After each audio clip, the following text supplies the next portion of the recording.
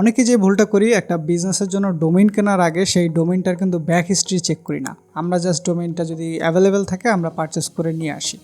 কিন্তু একটা ডোমেইনের যদি তার ব্যাক হিস্ট্রিতে কোনো ধরনের আনইথিক্যাল কোনো কাজ থাকে তাহলে দেখা যায় ওই ডোমেইনটা যদি পেনাল্টি খায় কিংবা গুগলের যদি কোনো ধরনের ব্যাড রিভিউ থেকে থাকে তাহলে ওইটা কিন্তু আপনি অর্গানিকলি রিচ করতে আপনার অনেক বেশি সময় এবং অনেক বেশি কষ্ট পোহাতে হবে এবং এটা আপনার বিজনেসের জন্য অনেক বড় ধরনের একটা ধাক্কাও হতে পারে।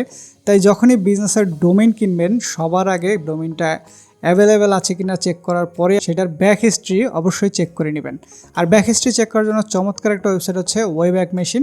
এই ওয়েব্যাক মেশিনের মাধ্যমে আপনি দেখতে পারবেন যে আপনার এই ডোমেইনটা এর আগে কেউ কিনেছিল কিনা, যদি কিনে থাকে সেই ডোমেইনটা দেখতে কীরকম ছিল, কী ধরনের ওয়েবসাইট সেটা রান হয়েছে সেটার আপনি স্ক্রিনশট সহকারে দেখতে পারবেন। ওয়েব্যাক মেশিন প্রত্যেকটা ওয়েবসাইটের একটা স্ক্রিনশট রেখে দেয়, আপনি টাইম এবং ডেট অনুযায়ী সেগুলো সার্চ করে দেখতে পারবেন আপনার এই ডোমেইনটা একদম ফ্রেশ নাকি এর আগে কোথাও ব্যবহার হইলে আপনি এটা আবার রিসার্চ করে দেখবেন যে এই ওয়েবসাইটটাতে কোনো আনইথিক্যাল কাজ আছে কি না। এটা দেখার জন্য অনেক ধরনের টুলস আছে, কিন্তু প্রাথমিক স্টেজে আপনার ডোমেইন অবশ্যই আপনি ওয়েব্যাক মেশিনের মাধ্যমে চেক করে দেবেন। ওয়েব্যাকের লিঙ্ক আমি কমেন্ট সেকশনে দিয়ে রাখবো।